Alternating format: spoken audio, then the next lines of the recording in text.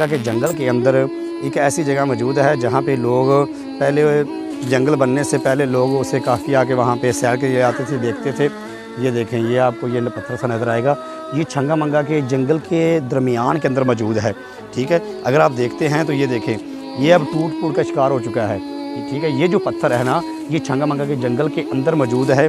इसके आप स्टेप को देखिए, ये बड़ी मजबूती के साथ बनाया गया है, ये काफ़ी पुराना है। ठीक है, यहाँ पे ये आप देखेंगे ये कुएं टाइप बना हुआ है। तो ये पहले जंगल बनने से पहले, जब ये अभी तक जंगल नहीं लगाया गया था, जंगल नहीं बनाया गया था, जंगल को नहीं उगाया गया था, तो उससे पहले यहाँ पे जो है ना ये चीज़ें मौजूद थी। लेकिन अब ये ख़त्म हो चुकी हैं, अब लोग इसकी तरफ तवज्जो नहीं करते। ये जो है, ये छंगा मंगा के जंगल के अंदर ऐसे असरात भी आपको मिलेंगे। अगर आप जंगल के अंदर फिरते हैं, सैर करते हैं, जंगल को देखते हैं, तो आपको ऐसी चीज़ें मिलेंगी और भी ऐसी बेशुमार चीज़ें आपको मिलेंगी जो कि बहुत पुरानी चीज़ें हैं, जी 100 साल से भी ज़्यादा या 200 साल से भी पुरानी चीज़ें आपको मिल सकती हैं। ये जंगल के अंदर मौजूद हैं।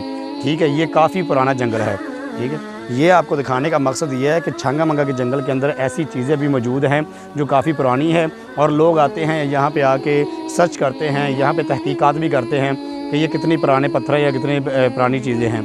तो आपको ये दिखाने का मकसद ये है कि अगर आप छंगा मंगा के जंगल में आ जाएँ तो ये पत्थर अगर आपको मिल जाए, आप छंगा मंगा के जंगल में गुम हो जाते हैं, ये कहीं भी आप मौजूद होते हैं, तो ये पत्थर अगर आपको मिल जाता है तो इस पत्थर के बिल्कुल करीब ही वो पटरी मौजूद है, जिस तक अगर आप जाते हैं तो आप छंगा मंगा से बाहर निकल सकते हैं।